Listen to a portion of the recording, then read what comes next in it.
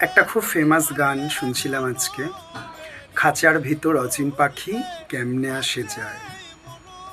সত্যিই তাই, আমাদের এই শরীরটা হচ্ছে অ্যাকচুয়ালি খাঁচা। তার ভেতরে প্রাণরূপী যে আত্মা রয়েছে সেটাই হলো অচিন পাখি।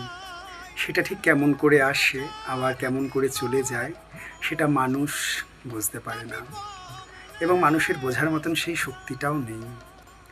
আর তার পরের লাইনে বলেছিল, তারে ধরতে পারলে মনোবেড়ি দিতাম পাখির পায়ে, মানে বেড়ি দিয়ে বেঁধে দিত।